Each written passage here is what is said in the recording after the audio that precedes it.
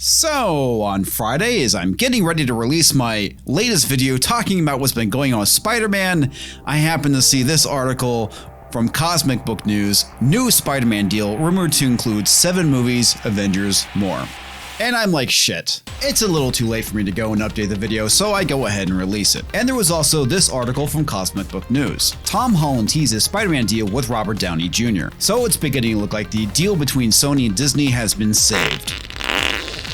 Except it's not. No Spider-Man at D23. Tom Holland has message for fans. Spider-Man 3 underway. Marvel and Sony at war. Tom Holland confirms Spider-Man's future. Kevin Feige reacts. So, the deal is off then? I'm really glad I waited till Sunday to go and record an update video on this.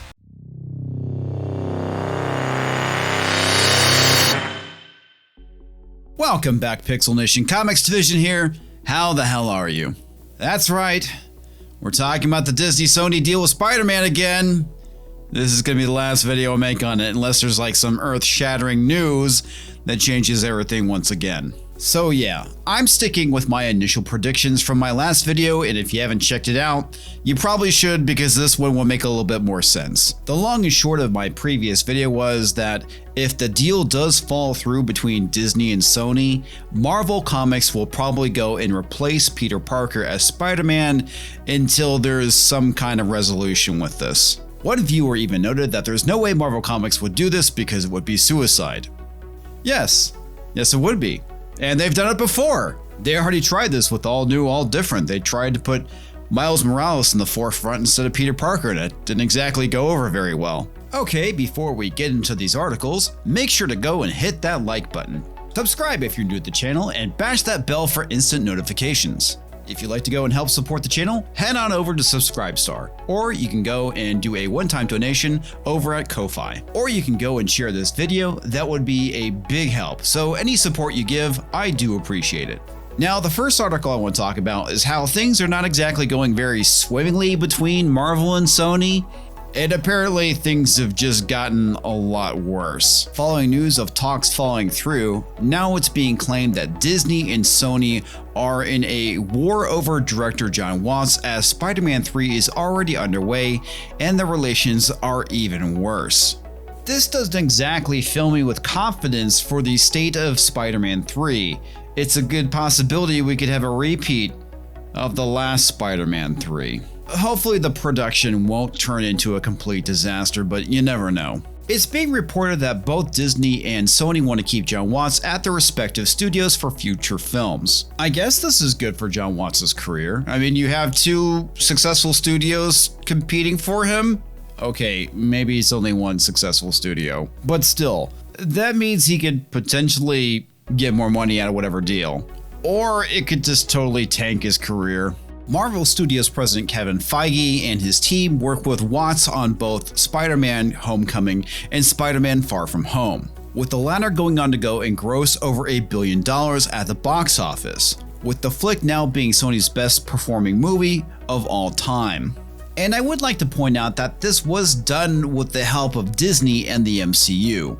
Going forward, Spider-Man 3 may not be as successful. Sony obviously sees the success that Watts has had with Spider-Man and most likely wants Watts to continue to direct the new Spider-Man films at Sony. Now, one of the rumors that's been floating around is that Jennifer Walters, also known as She-Hulk, is supposed to be Peter Parker's defense attorney.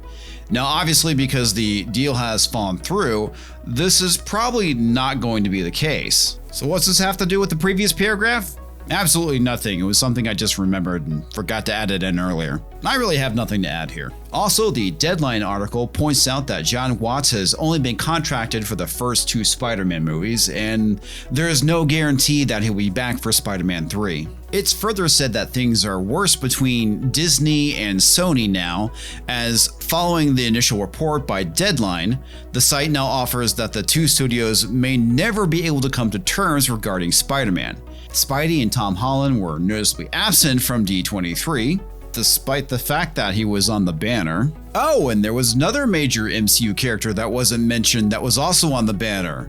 That wasn't Iron Man. You would think with this character being the future of the MCU, they would have been talked about. But they weren't. Oh well. As for one-upsmanship, there have been bruised feelings between the two studios over the Rashomon-like press narrative that followed Deadline's scoop, over who did what in dismantling a brilliantly orchestrated introduction of a hit superhero franchise. It has gotten so bad that some wonder if it would be even possible for them to rethink things and come to terms on Spider-Man. At this point, I'm pretty sure the answer is no. Though the new Spider-Man series does owe its success to the MCU, Sony's the one who put in all the hard work, and Disney just wants all the monies. The article continues to note that claims by Sony that Kevin Feige is too busy to do more Spider-Man films are not true, that Feige loves the character, and the way those movies serve the fans in the Marvel Universe. Translation: because Disney's not getting all the monies, they're taking their ball and going home. The article then goes and talks about how Sony goes and releases a statement essentially blaming Disney for Feige's disappearance, or being too busy. Much of today's news about Spider-Man has been mischaracterized, recently discussing about Kevin Feige's involvement in the franchise. We are disappointed, but respects Disney's decision to not have him continue as the lead producer of our next live-action Spider-Man film. We hope this might change in the future, but understand that many new responsibilities that Disney has given him, including all of their newly added Marvel properties, do not allow time for him to work on IP they don't own. And there you have it. It looks like going forward, this deal is pretty much dead. I am kind of curious how they're going to go and try and reconcile this in both of the franchises. I do have a feeling going forward, if they do address it, it's going to be handled like everything else, where it's simply made into a joke and then ignored from there on. Or it's just simply going to get ignored. The last article I want to talk about is Tom Holland's response and confirmation that he will still be Spider-Man moving forward in the Sony movies. And again, this is coming from Cosmic Book News, but was originally reported on by EW. Basically, we've made 5 great movies, Holland told EW. It's been 5 amazing years. I've had the time of my life. Who knows what the future holds, but all I know is I'm going to continue playing Spider-Man and having the time of my life. It's going to be so fun, however we choose to do it. The future of Spider-Man will be different, but it will be equally as awesome and amazing, and we'll find new ways to make it even cooler. So that's pretty much it. What are your thoughts, folks, on this fiasco? It seems like we kept getting conflicting information. It was off, and then it was on, and then it's off again. Who knows what the future really is going to hold for this franchise? Hopefully, Sony will do it justice and we'll actually get Spider-Man instead of Spider-Boy. But I'm not holding my breath. Now I can move on to other fun topics such as Star Wars. Yay! We're talking about the new quote-unquote trailer, even though it's not a trailer. It seems like another teaser. Do any of you find it kind of odd that it's August and we still don't actually have a trailer for Rise of the Skywalker? Anyway, that's what the next video is going to be about. I'll catch you next time. If you enjoyed this video, make sure to hit that like button. And if you didn't, well, thanks for watching anyway. If you want to see more of my crappy content and shitty opinions, make sure to hit that subscribe button. Bash that bell for notifications. I've even heard it works on occasion. And I want to give a huge shout out to all of you who go and support me on Subscribestar. Thank you very much. You guys are awesome.